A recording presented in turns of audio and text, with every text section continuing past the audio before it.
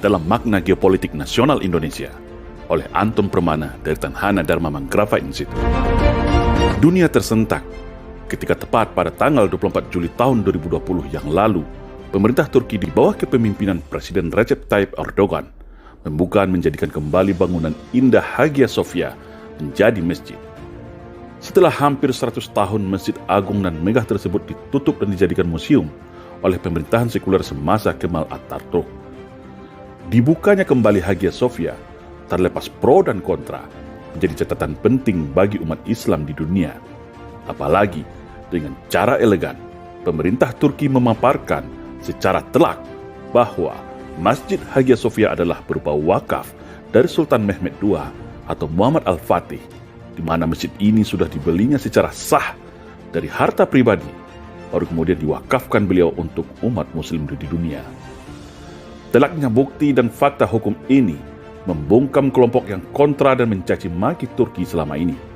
Ditambah lagi, secara gentleman, Presiden Recep Tayyip Erdogan langsung menyambangi dan menjelaskan hal ini kepada Sri Paus ke Vatikan. Artinya, perubahan status Museum Hagia Sophia menjadi masjid adalah sah dan legal. Banyak makna yang tersirat dan tersuruh atau tersembunyi yang bisa kita dapatkan dari kejadian monumental ini kalau kita hadapkan kepada kondisi geopolitik nasional Indonesia hari ini. Yang pertama, Turki adalah bukti nyata hari ini bahwasanya Islam ternyata berhasil menjadi solusi dari sebuah keterpurukan sistem bernegara era The New World Order saat ini. Turki membuktikan itu secara jitu bahwasanya Turki di bawah kepemimpinan partai politik Islam mampu membawa Turki jauh lebih berwibawa, maju dan modern. Yang kedua, Turki hari ini adalah salah satu bentuk kesuksesan Islam yang bermetamorfosa menaklukkan sistem demokrasi sekuler tepat di jantungnya Eropa. Tanpa perang, tanpa letusan senjata, namun melalui jalur politik demokrasi, yaitu memenangkan pemilu secara demokratis, kemudian menerapkan konsepsi Islam sehingga Turki yang awalnya dijuluki the segment of Europe, sekarang menjadi negara dengan kekuatan ekonomi peringkat nomor 16 di dunia.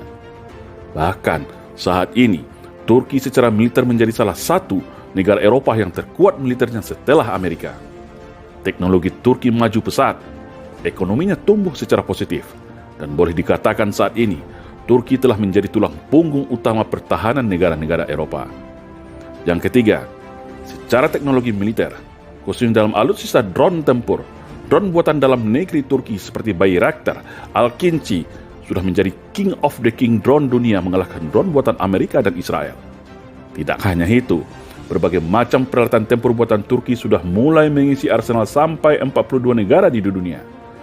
Baik itu berupa tank, helikopter, rudal, roket, kapal perang, drone tempur, rampur, rantis, senapan hingga kapal selam. Yang keempat, keberhasilan Turki menjadi raksasa di dunia di tengah ancaman resesi ekonomi dunia menjadi jawaban bahwa Islam ibarat raksasa yang mulai bangkit dari tidurnya setelah keruntuhan Utsmani tahun 1924. Boleh dikatakan, 70 tahun belakangan ini adalah masa kelam bagi umat Islam dunia menjadi korban invasi dan korban penjajahan negara-negara kolonial. 50 tahun lebih tepatnya lagi, Islam terpuruk dan dihinakan dengan berbagai stigma buruk dan bodoh. Agar secara mentalitas, umat Islam di dunia menjadi inferior, merasa kerdil dan kecil. Padahal, 1330 tahun dalam sejarah dunia, Islam pernah memimpin hampir sepertiga wilayah permukaan bumi ini secara gemilang. Turki hari ini kembali bangkit untuk membuktikan itu semua, bahwa Islam adalah solusi dari kerusakan yang terjadi di dunia saat ini. Peran Turki di Suriah, Palestina, Libya, Afrika, bahkan Rohingya menjadi bukti negara sekelas Amerika, Rusia, Cina, bahkan NATO sekalipun merasa enggan untuk berbenturan head to head dengan Turki. Sungguh, Turki yang kita lihat hari ini adalah sebuah keajaiban yang luar biasa. Tak terbayang, sejak Atatürk yang mengklaim dirinya bapak modernisasi Turki, membuang Islam jauh-jauh dari kehidupan negaranya, lalu menjadikan sekularisme sebagai konstitusi negara. Akibatnya adalah, secara otoriter, setiap nafas yang berbau Islam di bumi hanguskan dari Turki. Pakai hijab atau jilbab dilarang. Sekolah agama dibubarkan. Azan pun dilarang pakai bahasa Arab, diganti dengan bahasa Turki. Segala bentuk maksiat dibebaskan. Judi, minuman keras beralkohol, bar, diskotik, bioskop, prostitusi, dan sistem riba dibuka seluas-luasnya atas nama modernisme negara Turki. Ajaran dan ritual ibadah Islam distigmakan kuno dan menghambat kemajuan Turki. Para ulamanya dipenjara, para aktivisnya diburu dan dibunuh dan dibungkam. Ada juga yang diisolasi ke luar negeri. Pokoknya, atas nama sekularisme dan modernisme, Turki merubah dirinya negara sekuler di mana agama dianggap ancaman dan sebagai musuh negara. Tapi apa yang terjadi setelah itu? Kerusakan moral, korupsi, dan bencana sosial terjadi hampir di santero Turki. Ternyata, sekularisme yang dulu mereka agung-agungkan hanya halusinasi semu yang membodohi diri mereka sendiri. Turki akhirnya jatuh terpuruk dalam gelimang hutang serta berbagai konflik sosial politik dalam negerinya. Berbagai macam polesan pencitraan melalui tipu daya media dan intimidasi kekuasaan tak kuasa menahan semua kebusukan Turki era sekuler. Terpuruknya Turki sekuler inilah yang akhirnya menjadikan pukulan telak rakyatnya yang kemudian sadar bahwa meninggalkan agama dengan alasan modernisme itu adalah sangat keliru. Lalu tampillah sosok Erbakan, guru dan mentornya Recep Tayyip Erdogan ke panggung politik Turki dengan membawa nilai-nilai Islam, sistem pergerakan Islam dalam politik demokrasi. Sentuhan spiritualitas rohani Islam inilah yang kemudian menjadi oase pelepas dahaga kekeringan spiritualitas Turki sekuler. Sampai akhirnya hari ini, Erdogan sukses membuktikan dapat membawa Turki kembali menjadi pemain utama di dunia, di mana pengaruh dan perannya sama-sama kita ketahui saat ini sangat luar biasa. Lalu bagaimana dengan Indonesia? Inilah pertanyaan menarik untuk kita jawab bersama. Karena kalau kita lihat arah kiblat dan orientasi pemerintahan kita saat ini masih secara tradisional tidak bisa melepaskan diri dari pengaruh dua kutub kekuatan dunia, yaitu China dan Amerika. Secara kuantitas, saat ini ketergantungan Indonesia masih dominan di bawah pengaruh kubu Amerika dalam hal besaran investasi dan hutang. Namun secara kualitas, keberpihakan Indonesia saat ini sudah termasuk dikategorikan dalam poros China, apalagi dalam kebijakan politik dan ekonominya. Hal ini perlu dipikirkan ulang oleh para pemimpin negara saat ini, serta mengkalkulasikan peta geopolitik dan geostrategi global, bahwa ada raksasa baru yang sudah lahir di timur, yaitu Turki, di mana secara kultural dan DNA sejarah masa lalu sudah mempunyai hubungan yang erat sejak masa kerajaan Nusantara dengan Indonesia. Seperti hubungan dengan kerajaan Aceh, kerajaan Tidore, keraton Yogyakarta atau Mataram Islam, dan beberapa kerajaan lainnya di masa Kekhalifahan Utsmani. Sesuai dengan prinsip politik luar negeri Indonesia yang bebas aktif, seharusnya Indonesia jangan terlalu cepat atau terburu-buru menghambakan dirinya kepada satu poros kekuatan dunia saja. Sebagai negara besar yang berdaulat, sungguh disayangkan kalau negara besar ini justru membebek dengan kepentingan negara luar. Banyak instrumen dan langkah geostrategi Indonesia yang seharusnya dapat memberikan keuntungan bagi kepentingan nasional. Turki hari ini dengan kemajuan teknologinya sudah mulai merambah dunia, di mana secara kualitas juga sangat luar biasa. Baik itu dalam hal teknologi pertahanan, pertanian, alat kesehatan, hingga digital informasi teknologi.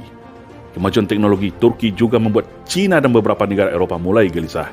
Seharusnya, peluang inilah yang dimanfaatkan oleh pemerintah Indonesia, bukan bergantung kepada satu negara saja seperti China. Apalagi Turki, dalam hal kerjasama apapun, tidak rewel dan penuh trik-intrik, penuh persyaratan akal bulus, akal licik seperti China. Beberapa negara Islam seperti Malaysia, Pakistan, Afghanistan, Mesir, Afrika Selatan, bahkan beberapa negara Eropa Timur mulai menggeser biduk politiknya ke arah Turki. Cuman sayang, Indonesia belum memanfaatkan momentum dan peluang ini secara maksimal.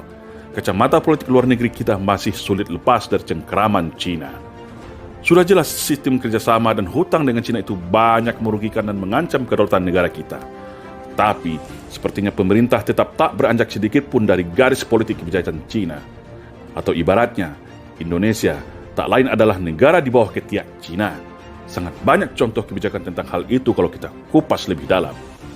Satu hal lagi yang mesti menjadi catatan penting bagi Indonesia adalah Turki maju dan bangkit hari ini setelah berhasil melepaskan secara bertahap baju sekularisme negaranya selama ini. Saat ini, azan berbahasa Arab kembali berkumandang di Turki. Perempuan berbusana muslimah seperti jilbab, cadar kembali masif di Turki. Sistem bank konvensional mulai ditinggalkan dan beralih ke bank syariah. Sekolah dan universitas Islam tumbuh bagaikan jamur santero wilayah Turki. Masjid setiap waktu sholat jemaah begitu ramai dan membludak. Syiar Islam berupa acara dakwah, seminar, diskusi politik Islam begitu marak dan meriah di mana-mana. Semua berjalan dengan indah tanpa ada paksaan atau intimidasi. Kondisi ini begitu kontras dengan Indonesia hari ini, di mana justru yang terjadi sebaliknya.